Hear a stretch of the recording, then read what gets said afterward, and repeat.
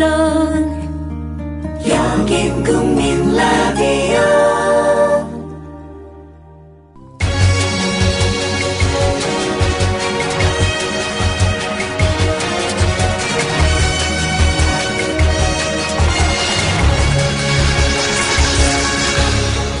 이강인의 예리한 시각. 이제는 뉴스의 행과 간을 짚어냅니다. 네, 방금 문창극 총리 후보자의 말, 글, 망언 이런 종합 선물 세트를 들으셨습니다. 무려 5분 12초간. 거의 이제 그가 했던 말들은 다른 데서는 굳이 찾아보실 필요가 없을 것 같은데, 이 건에 대해서 오늘 중앙일보만 빼고 모든 신문 방송이 다 보도를 했어요. 중앙일보만 빼고. 그건 이따 클로징 멘트에서 그냥 짧게 말씀드릴 거고요. 중앙일보는 오히려 논설위원 칼럼 이런 것들을 통해서 세종대왕도 들먹이면서 과거의 흠은 떨치고 가자는 등 그런 얘기가 나왔는데, 그런 팩트를 무시한 채 쓰여진 택도 없는 컬럼은 그냥 읽지 않겠고, 요것에 대한 저의 견해를 몇 말씀 올리겠습니다. 그런데 게시판에 봤더니 이미 여러 우리 청취자분들께서 아주 탁월한 에센스만을 딱 뽑아낸 그런 것들이 많이 이미 언급이 됐기 때문에 굳이 제가 또 한번 말씀드릴 필요가 있을까 싶은데요. 저는 이런 관점에서 생각합니다. 왜 이런 인사 참사가 빚어졌을까? 설령 정부 여당, 청와대와 여당에서 이번에도 또 낙마 소동이 빚어지면 이건 말로 할 수 없는 대통령 권위의 실추이자 국정 운영 추동력의 상당 부분을 잃게 되는, 그래서 이럴 때일수록 강하게 밀어붙이자. 이건 교회에서 한 얘기고 신앙의 관점에서 바라봐야 할 거니까 정치적 시비의 대상이 되지 않는다 이러면서 아까 어떤 독자께서 하태경 의원이, 새누리당 하태경 의원이 적극적으로 옹호하는, 문 후보자를 옹호하는 그것도 보았는데 역시 하태경스럽군요. 그런 식으로 해서 끝까지 밀어붙일지, 지금 민심의 정확한 수위나 무엇을 문제 삼고 있는지를 모른 채 수적 우위를 바탕으로 밀어붙일지 어떨지 아직은 오늘 오후 상태로는 가늠하기 힘듭니다만 두 가지 점을 말씀드리겠습니다. 결국 칼 막스 말이 맞는 것 같습니다. 존재의 차이가 의식을 결정합니다. 존재가 이러면 의식도 거기 따라가게 마련인 거라는 거죠. 무슨 말씀이냐? 인사 검증을 할 때 문 총리는 문 총리 후보자는 언론인 아니었습니까? 그럼 그가 쓴 글을 주로 살펴볼 것은 글이었겠죠. 그 글은 인터넷 치면 누구라도 쫙 떠 있는 것이고, 평양에서 월남한 대대로 기독교 집안이고 온누리교회라 그러면 굉장히 유명한 교회고, 거기에 교회 장로를 맡고 있고, 그렇게 커다란 교회의 장로는 되기도 쉽지 않고 영향력도 상당하다면서요. 그리고 문창극 씨가 중앙일보를 그만 뒤에 고대와 서울대 등 이렇게 초빙 교수 이런 걸 하면서 대외 활동도 어느 정도 해왔고 하니까 글을 검증하는 건 그렇게 어려운 일은 아니었을 거라고 봐요. 그런데 이번에 어제 뉴스K와 KBS가 각각 입수해서 공개한 그 동영상들을 못 봤다면, 청와대 검증팀이 못 봤다면 그것은 무능한 겁니다. 문창극 총리 내정자의 재산, 주민등록법, 탈세 병역 이런 건 저 알지도 못하고요. 어디 출신인지도 몰랐어요, 사실.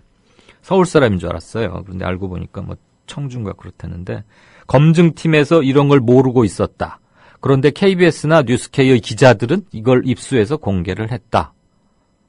지금 청와대 전혀 몰랐다는 거 아닙니까? 그러면 검증을 도대체 어떤 식으로, 어떤 기준에서 무엇을 하는지, 그 다음에 알았는데, 이런 강연을 했다는 걸 알았는데 그게 문제 되겠나? 라고 생각했다면 제가 아까 드린 말씀이죠. 존재의 차이가 의식의 차이를 결정하는 것이다.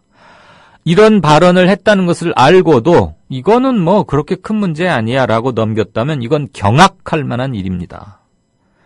그러면 청와대 인사검증팀과 우리 국민들 사이에는 도대체 당신의 조국은 무엇이고 당신은 어떤 역사관을 갖고 있으며 당신은 최근 100년 이내 한국의 현대사의 중요한 사건에 대해서 어떻게 생각을 하고 있는가라는 근본적인 질문을 던지지 않을 수가 없는 것이죠.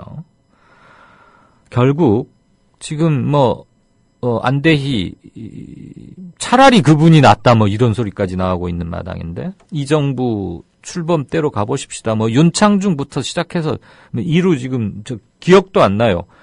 몇 명이어야 딱 기억이 나는데 하도 많으니까 저도 이렇게 세다가 잊어버려 버렸고 10손가락은 분명히 넘는 것 같고요. 인사 참사가 나는 이유는 합리적이고 상식적인 시민들 그리고 이른바 중산층이라고 하는 사람들의 눈높이와 전혀 다른 잣대로 사람을 들여다보고 고르기 때문에 번번이 이런 일이 생기는 거라고 봅니다. 안대희 총리 내정자 문제됐을 때 15억 그거 아니었습니까?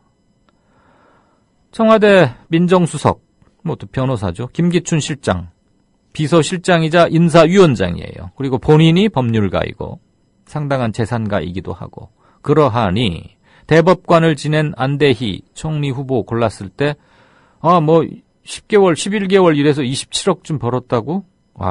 대법관까지 하고 국민검사였는데 그럴 수도 있는 거지 라고 생각했겠죠.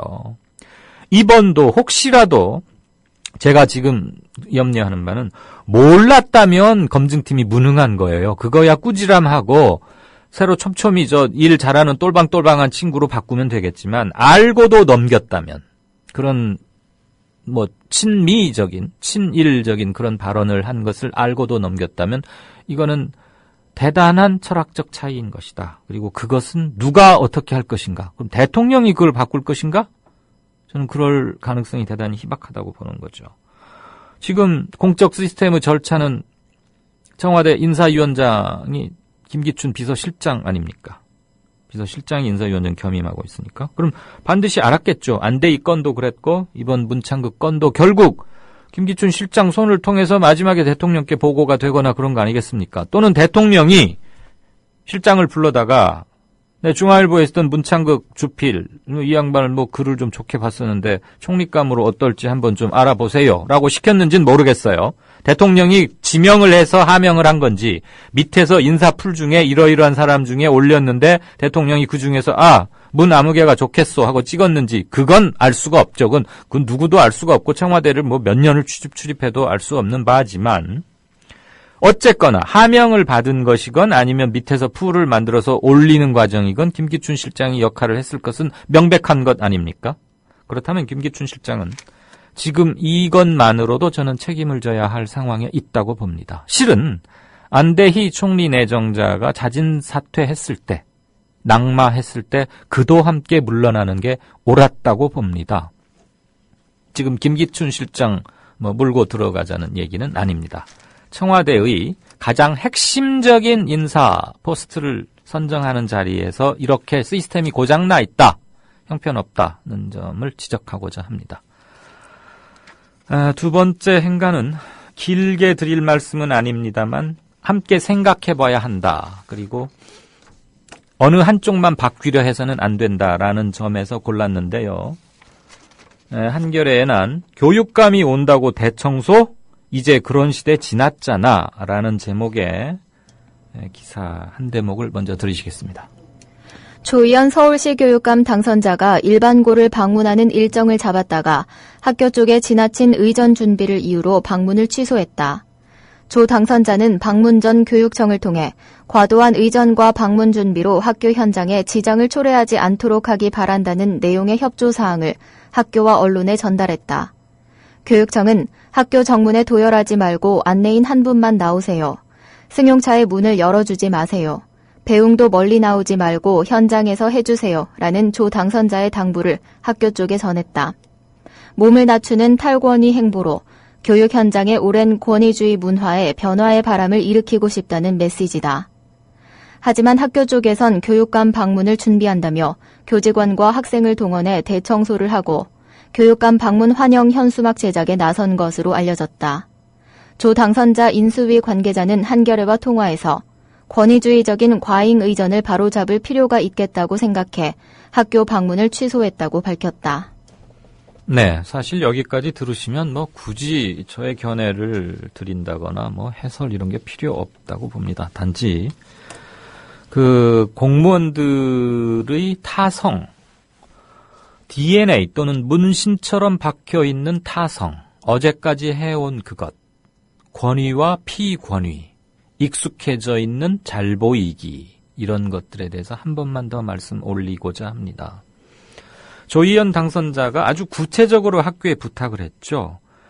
정문에 도열하지 말아주세요. 안내에 있는 한 분만 나와주세요. 승용차의 문을 열어주지 마세요. 저는 여기서 감격했어요. 솔직히 말씀드려서. 우리도 저 집안에 어른이 오시고 그러면 아래서 이제 수하 누가 나가서 아이고 고생하셨어요 그러면서 이렇게 문 열어드리고 행여나 또 노인이 이렇게 차에서 내리시다가 차 지붕이나 어디 찔까봐 손으로 이렇게 해드리고 그러잖아요. 그거야 당연히 취해야 하는 예의인 것이고 교육감이 일선 학교에 갔다. 그런데 문을 열어주지 마라. 오죽이 그런 게 평소에 보기 싫었으면 이렇게 시시콜콜하게 딱딱 적어서 보냈겠습니까? 명토 박아서. 배웅도 멀리까지 나오지 말고 그냥 현장에서 이렇게 하자. 저는 그 노무현 당선자의 모습이 생각났습니다. 조희연 교육감 당선자가 학교에다가 이런 걸 보냈다는 얘기를 듣고 대통령 당선자 시절의 노무현. 경호원들이 막 화들짝 놀랬다는 거 아니에요? 갑자기 무슨 저 사우나로 가버리고 이러는 통에. 그리고 저기 당선되고 나서 바로 가족들하고 제주도에 무슨 펜션으로 여행 갔잖아요. 자기가 이렇게 운전하고. 운전 본인이 했나? 아마 그랬을 거예요. 그런 거 보면서 우리는 이렇게 마음 한쪽이 이렇게 푸근해지고, 아, 우리도 저런 대통령, 우리도 저런 교육감, 우리도 저런 뭐 체어맨 이런 걸 갖는구나. 미국이나 유럽의 그 소탈하고 뭐 그 휴가철을 맞아서 핀란드인가 어느 총리가 그러지 않았어요? 저가 항공. 뭐 노스웨스트니 뭐 에어프랑스 이런 거 말고 왜 저 유럽에 특히 많잖아요. 타이거 뭐니 뭐 이렇게 싼 비행기 우리로 치면 뭐 진에어 뭐더라 이스타 항공인가 뭐 이런 거 있잖아요. 그거 좀 싼 거 미리미리 예약해 갖고 그 공항 카페트에서 이렇게 몇 시간 동안 기다리고 있고 그러는 모습 보면서 야, 참 우리는 언제나 저러나 그랬는데. 그런데 학교에서는 아유, 그게 무슨 말씀이십니까? 교육감님이 오시는데, 아유, 어련히 알아서 우리가 할 거니까 그냥 오시기만 하세요. 그러면서 뭐, 플랜카드 만들고 뭐 대청소를 하고 그랬다는 거 아닙니까? 그러니까 지금 취소해버린 거죠. 저는 이런 현상이 앞으로도 몇 번 계속 일어나야 하고, 그래서 사람들이 몸으로 느껴야 된다고 생각합니다. 이 공문 한 장 차 문 열어주지 마세요. 그리고 여러 사람 나오지 말고 조용히 갈 거니까요. 그냥 실질적으로 만납시다. 아무리 공문 써서 보내도요. 받는 공무원들은 그렇게 생각을 안 해요. 아, 이건 그냥 하는 얘기고 그냥 겸손해 보이라고 하는 얘기지. 실은 이게 제대로 딱 90도로 경례 착착 붙이고 말이야. 학교도 삐까번쩍하게 닦아놓지 않고 그러면은 우리 찍힐지 몰라. 그 생각이 너무 뼛속 깊이 박혀 있기 때문에 이렇게 승용차 문 열어주지 마세요 라고 해도 안 되는 거예요. 한두 번 가지고 안 되죠. 명확히 바꿔놔야 되죠. 전 민주정부 10년 동안 참 아쉬웠던 게 우리나라 공무원들의 체질을 상당히 바꿔놓을 수 있었어요. 근데 김대중 대통령 때는 IMF 때문에 막 정신 없어가지고 사실 공무원 문화까지 바꾸는 데는 좀 그랬을 것이고 노무현 전 대통령 때는 매우 좋았는데 대통령 스타일도 그렇고 정권 후반기 들어서면서 좀 국정 난매상과 한미 FTA 이런 것들로 인한 국론 분열, 갈등 및 뭐 좀 그랬죠. 그래서 문화를 바꾸는 데는 실패했다. 물론 문화 바꾸는 데는 굉장히 시간이 오래 걸린다는 건 맞습니다.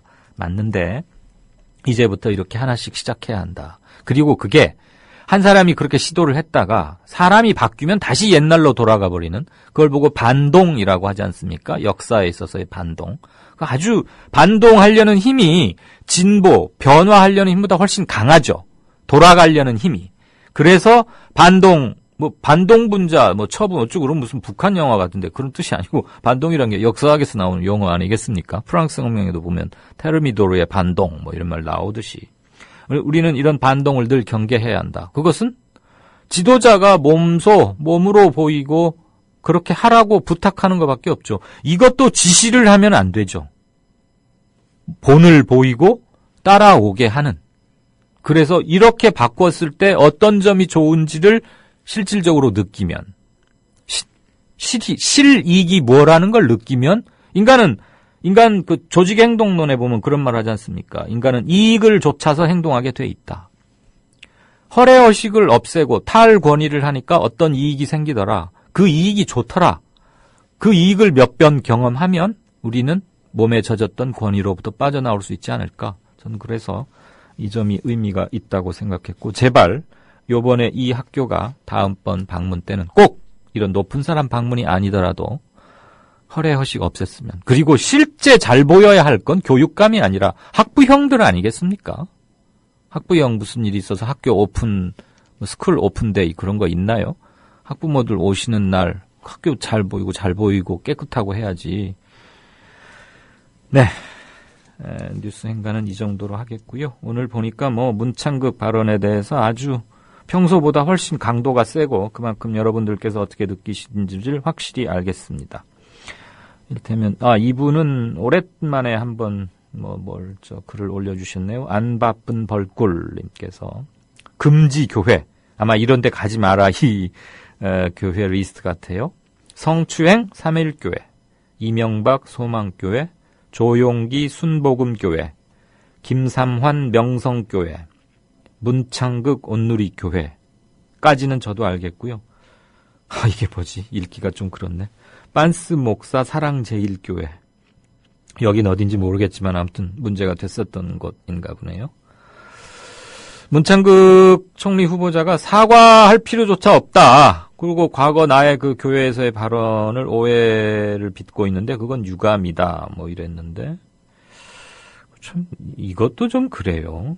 명색이 좋은 학교에서 정치학도 공부하고 신문사에서 누릴 건 다 누렸고 언론인이라면 소통이 기본 아니겠습니까? 그런데 그거에 대해서 사과는 무슨 사과냐? 이렇게 말하는 것이, 그 다음에 책임 총리? 나 그거 무슨 소리인지 모르겠는데? 이 말도 저는 어제 굉장히 뜻밖이었거든요. 그렇게 말해서는 안 되죠. 제가 알고 있기로 그게 헌법적 용어는 아닌 것 같습니다. 대통령과 그 다음에 총리실 사람들과 잘 상의해서 제가 인준이 되면 직을 수행하도록 하겠습니다. 정도로 해도 되는 것이지 하도 황당하게 말하니까 오후에 기자들이 또 물었거든요.